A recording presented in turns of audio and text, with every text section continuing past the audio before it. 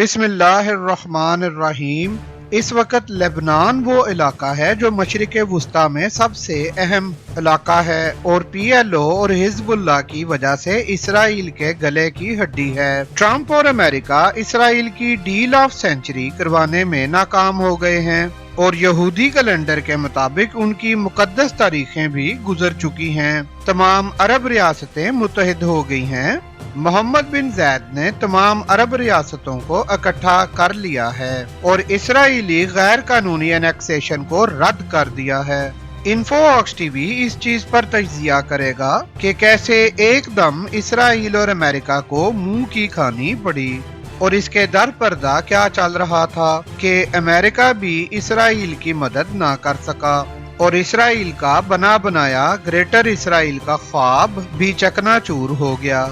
चीन और पाकिस्तान ना सिर्फ अच्छे दोस्त हैं बल्कि इनकी मुश्तरका इंटेलिजेंस और काउंटर स्ट्रेटजीज भी कमाल की हैं। चीन पिछले 15 सालों से खित्ता में स्टेबिलिटी और तरक्की की खातिर काम कर रहा है और मिडल ईस्ट में कई ममालिक के साथ रवाबित बढ़ा रहा है। यहाँ चीन के लेबनान के साथ ताल्लुकात निहायत अहमियत रखते हैं क्योंकि शाम और लेबनान वो दो मुल्क हैं जो बराह रास्त इसराइल के साथ नबर्द आजमा हैं।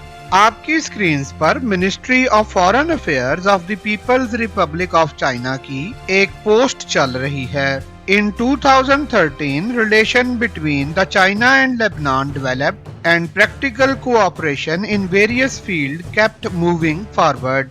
यानी चीन और लेबनान के ताल्लुकात 2013 से बेहतरी और बाहमी तरक्की की बुनियादों पर आगे बढ़ रहे हैं। अब द डिप्लोमेट की 16 सितंबर 2014 की पोस्ट देखें। चाइना's expanding Lebanon ties, the relationship helps Lebanon and gives China another ally in the Middle East. इस ही आर्टिकल में मजीद लिखा था, Another cooperation between China and Lebanon is military.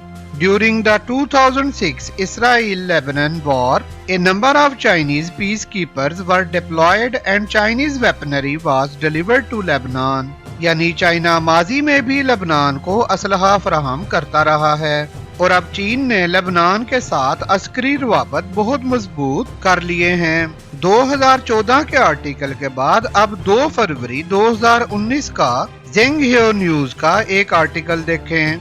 China willing to boost ties with Lebanon.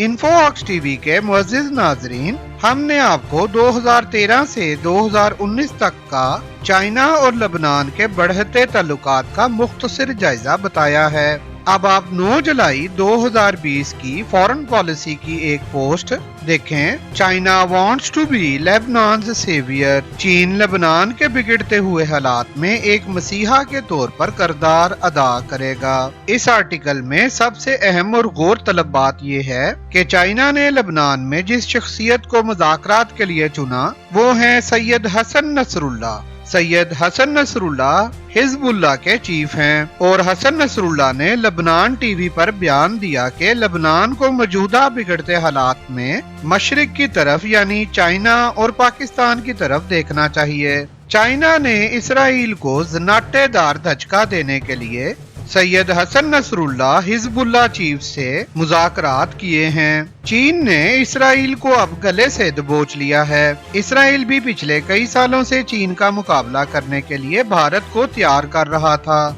मगर इस दफा Israel ने घोड़े की बजाय खोते पर इन्वेस्टमेंट की और नतीजा ये निकला कि चीन ने पहले भारत की तबीयत अच्छी तरह साफ की और अब इसराइल की बारी है और बीच में से अमेरिका अपनी इज्जत बचाकर इसराइल यानी अपने नाजायज बेटे को छोड़कर साइड पर हो गया है। इन्फोऑक्स टीवी के मुताबिक ये वो मुमकिना और काबिल फहम बात है जिसकी वजह से ट्रंप और अमेरिका भी इसराइल की डील ऑफ सेंचुरी ना करवा सके और अब इसराइल तन्हा अपने ग्रेटर इसराइल का ख्वाब लिए बैठा है। यहाँ हम चाइना और पाकिस्तान के खुफिया हीरोज की मुश्तरका हिकमत अमली को सलाम पेश करते हैं। मजीद ऐसी इंफॉर्मेटिव वीडियोस के हसूल के लिए वीडियो को लाइक करें, चैनल को सब्सक्राइब करें और बेल आइकन लाल घंटी के निशान को दबा दें।